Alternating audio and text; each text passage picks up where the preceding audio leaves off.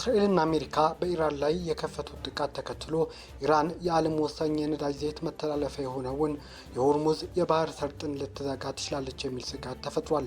የምድራችን 1/5ኛው ድፍድፍ ነዳጅ ዘይት በዚህ 40 ኪሎ ሜትር ብቻ ስፋት ባለው ጠባብ በሆነው ሰርጥ ውስጥ ያልፋል። ወደ አውሮፓ፣ አሜሪካ በተለይም ወደ እስያ አብዛኛው ሀገራት ድፍድፍ ነዳጅ ዘይት የሚተላለፈው በዚህ በሆርሙዝ ሰርጥ በኩል ነው። ታዲያ የሆርሙዝ የባህር ሰርጥ አሁን በተነሳው ጦርነት ምክንያት ለ3 ቀናት በመዘጋት በዓለም የነዳጅ ዋጋ ላይ 10 በመቶ ጭማሪ እንዲታይ አድርጓል። የሆርሙዝ የባህር ሰርጥ በቀን 20 ሚሊዮን በርሜል ድፍድፍ ነዳጅ ወደ ዓለም ገበያ የሚያልፍበት መስመር እንደሆነም ይታመናል። በዚህ ጠባብ መስመር በዓመት 600 ቢሊዮን የአሜሪካን ዶላርም ይንቀሳቀስበታል። ኢራን ጠቅላይ መሪዋን ጨምሮ በርካታ ባለስልጣኖቿንና ዜጎቿን የተገደሉባት ሲሆን ጠላት በምትላቸው ሀገራት ላይ የሚሳኤልና የድሮን ጥቃት እየፈጸመች ነው። ተጽዕኖዋን ለማስፋትም የባህር ሰርጡን ትዘጋለች የሚልም ስጋት በዓለም ላይ አልይሏል። ይህም ዓለም የነዳጅ ገበያን እንዲታወቅ አድርጓል። የነዳጅ ዘይት ዋጋም ሰማይ እንዲነካም ምክንያት ሊሆን ይችላል።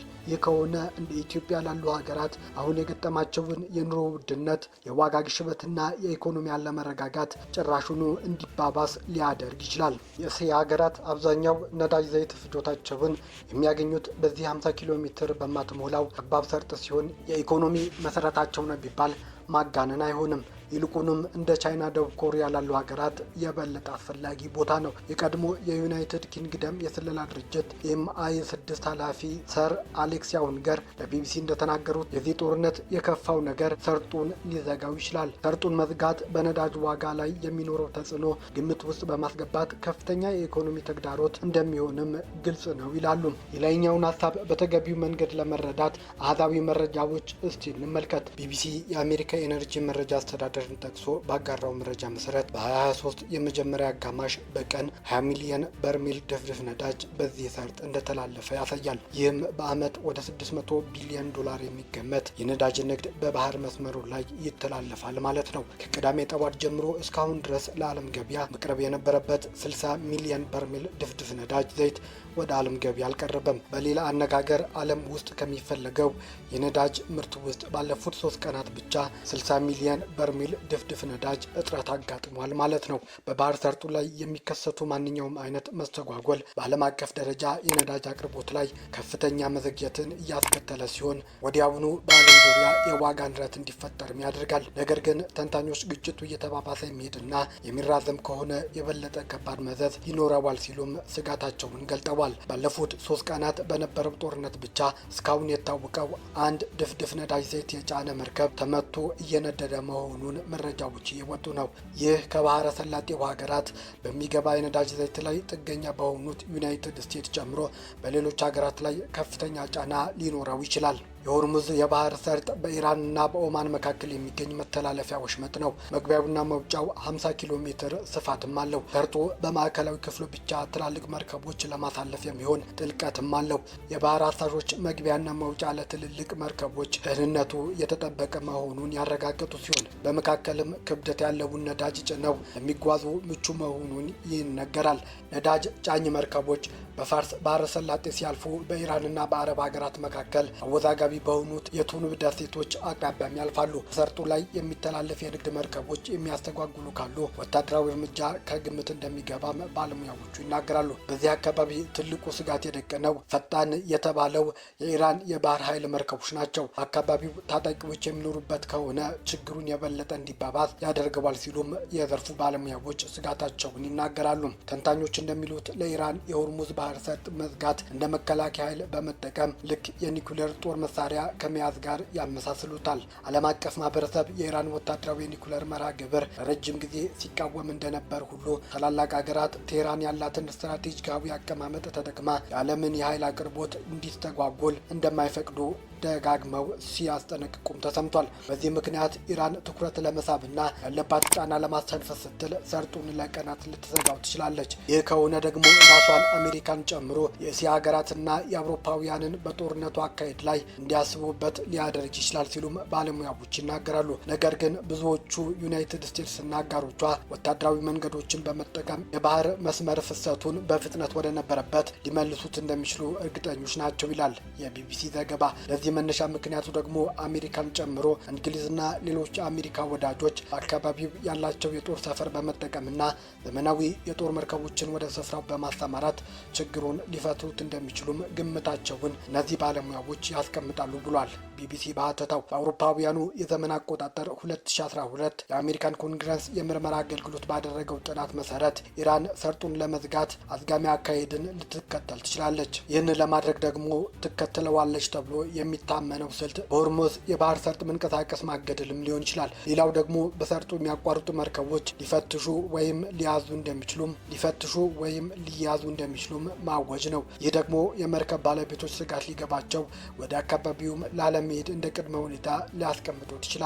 ሌላው ስልት ደግሞ በመርከቦቹ ላይ የማስጠንቀቂያ ተኩስ መክፈት ነው። የተወሰኑ መርከቦችን በወታደራዊ ኃይል ኢላማ ማድረግ፣ በባህር ሰርጡና በፋርስ ባህረ ሰላጤ ውስጥ የባህር ውስጥ ፈንጂዎችን ማጥመድና ሌሎችም ምክንያቶች እንደ ስጋትነት እየተቀመጡ ነው። ኢራን ጦርነቱ ገና ከመጀመሩ በፊት በሰጠችው ማስጠንቀቂያ ጦርነቱ የሚከፈትባት ከሆነ አጎራባች ሀገራትን ወደ ጦርነቱ ልታስገባቸው እንደምትችልም ዝታ ነበር። ታዲያ አሁን ከምትወስዳቸው የሚሳኤል ተኩስ በተጨማሪም ከጎረቤቶቿ ለዓለም የሚቀርበውን የነዳጅ ሀብት ወደ ገበያ እንዳይገባ እግድ ከፈጠረችና ካስተጓጎለች ሀገራቱ ጥቅማቸውን ለማስጠበቅ ሲሉ ወደ ጦርነት ሰተት ብለው እንዲገቡና አካባቢው እንዲረበሽ ሊያደርግ ይችላል ሲሉም ባለሙያዎች ስጋታቸውን እየገለጡ ነው። በኢራንና በኢራቅ ጦርነት ወቅት ኢራን የነዳጅ ጫኝ መርከቦች ላይ ሚሳኤሎችን የተጠቀመች ሲሆን በባህረ ሰላጤው ላይ የባህር ውስጥ ፈንጂዎችንም አጥምዳ ነበር። ከነዚህ ፈንጂዎች መካከል አንዱ ዩኤስኤስ ሳሙኤል ቢ ሮበርትሰን የተባለው መርከብ በመምታት አሜሪካ በምላሹ ወታደራዊ እርምጃም ወስዳ ነበር። ኢራን የሆርሙዝ ሰርጥን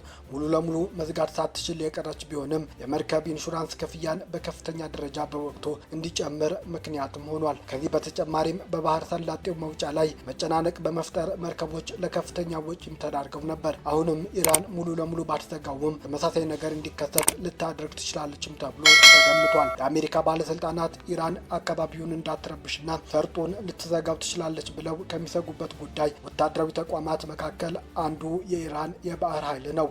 ባህር ኃይሉ በፋርስ ባህረ ሰላጤና በሆርሙዝ ሰርጥ ላይ ያለው የጎላ ሚና ከበላይ መሪዎች መመሪያን ተከትሎ በሰርጡ ላይ አስፈላጊውን እርምጃ የመውሰድ አቅም አለው። የኢራን መሪዎች ባህር ኃይሉ በፋርስ ባህረ ሰላጤና በአካባቢው እስላማዊ ሪፐብሊኩ በጣም ወሳኝና አስተማማኝ የመከላከያ ኃይል እንደሆነም በኩራት ይነገርለታል። የባህር ኃይሉ 10 ኪሎ ሜትርን በ3 ደቂቃ ፉት ማለት የሚችሉ ባለከፍተኛ ፍጥነት ሚሳኤል ማስወንጨፍ የሚችሉ መርከቦች ባለቤት መሆኑ ደግሞ በሆርሙዝ ሰርጥ ላይ ያለውን ሁኔታ አሳሳቢ ያደርገዋል። ነገር ግን አሜሪካ ቅዳሜ አመሻሽ ባወጣችው መረጃ መሰረት ብዙ የኢራን የባህር ኃይል መርከቦችን ማውደሟ መናገሯ የሚታወስ ሲሆን በባህር ኃይል ይህንን መስመር ለማስከፈት የሚደረግ ጥረት ካለ ችግሩ በዘላቂነት መፍታት አያስችልም ተብሏል። የኢራን ባህር ኃይል ያሉትን ፈጣን ጀልባዎች ከባድ የውጊያ መርከቦችንና ሚሳኤሎችን በመከልከልና በማጥቃት ወቅት ከፍተኛ ሚና ይኖሯቸዋል ተብሎም ይገመታል። በተጨማሪም ከባህር ስር የሚጠመዱ ጸረ ፈንጂዎች በባህር ኃይል ጦርነት ወቅት በጣም ወሳኝ የሆኑና ኢራን ሰርጡን ለመዝጋት ከቆረጠችና ጥቅም ላይ ካዋለችው ከፍተኛ አደጋ የሚደቅን አውዳሚ መሳሪያዎችም ናቸው። እንዲሁም የኢራን ባህር ኃይል ሰው አልባ አውሮፕላኖችን በባህር ላይ በሚሸፍኑት ክልልና በአቅምና ተልዕኮን በተሳካ ሁኔታ በመፈጸም በሆርሙዝ ሰርጥ ላይ ሚና አላቸው። እነዚህ ሁሉ አመክንዮዎች እንደሚያሳዩት ኢራን የሆርሙዝ ባህር ሰርጥንም ለመዝጋት ቆርጣ ከተነሳች አቅሙ ሊኖራት እንደሚችልና ዓለም ኢኮኖሚ በዚህ ምክንያት እንዲናጋ ልታደርግ እንደምትችል የብዙዎች ግምት ነው። በየቀኑ ከ100 በላይ ከባድ መርከቦች በሚመላለሱበት የሆርሙዝ ሰርጥ የሚደረገውን እንቅስቃሴ ለማስቆም ኢራን ልትወስደው የምትችለው ውጤታማ እርምጃ ከባድ ጉዳት ሊያስከትልም ይችላል፣ በተለይ በዓለም ኢኮኖሚ ላይ። ይህም ፈጣን ጥቃት የሚያደርሱ ጀልባዎችንና የባህር ሰርጓጅ መርከቦችን በመጠቀም ፈንጂዎችን በማጥመድ እንደሆነ ባለሙያዎች ይተነትናሉ። የኢራን መደበኛ የባህር ኃይልና የእስላማዊ አብዮታዊ ዘብ የባህር ኃይል በሌላ ሀገራት የጦርና የንግድ መርከቦች ላይ ጥቃት ሊሰነዝሩም ይችላሉ። ሆኖም ኢራን ትላልቅ ወታደራዊ መርከቦች የምታሰማራ ከሆነ በቀላሉ የእስራኤል ወይም የአሜሪካ የአየር ጥቃቶች ኢላማ ሊሆኑም ይችላሉ። የኢራን ፈጣን ጀልባዎች ብዙ ጊዜ ጸረ መርከብ ሚሳኤሎችን የታጠቁ ሲሆኑ ሀገሪቱ በከፊል ሰርጓጅ መርከቦችንም ለዚህ አገልግሎት ልትጠቀምም ትችላለች። ቢቢሲ የሳተላይት ምስሎ ክፍሎችን ተመልክቶ በሰራው ዘገባ የኢራን ወታደራዊ መርከቦች በሀገሪቱ ደቡባዊ የባህር ጠረፍ አካባቢ እንቅስቃሴ እንደሚያደርጉ አይቷል። ቢቢሲ በሰራው ትንታኔ ዋነኛ ተጎጂው ሀገራትም እንዲህ በማለት ለይቷቸዋል። ሳውዲ አረቢያ በቀን 6 ሚሊዮን በርሜል ድፍድፍ ነዳጅ ዘይት በሆርሙዝ ባህር ሰርጥ በኩል ወደ ውጭ ሀገራት ትልካለች። ይህም ከየትኛውም አካባቢ ሀገራት ይበልጥ ተጎጂ ያደርጋታል። ቻይና፣ ህንድ፣ ጃፓንና ደቡብ ኮሪያ በሆርሙዝ በኩል የሚያርፍ ድፍድፍ ነዳጅ ዘይት ከሚያስገቡ ሀገራት መካከል ቀዳሚዎቹ ናቸው።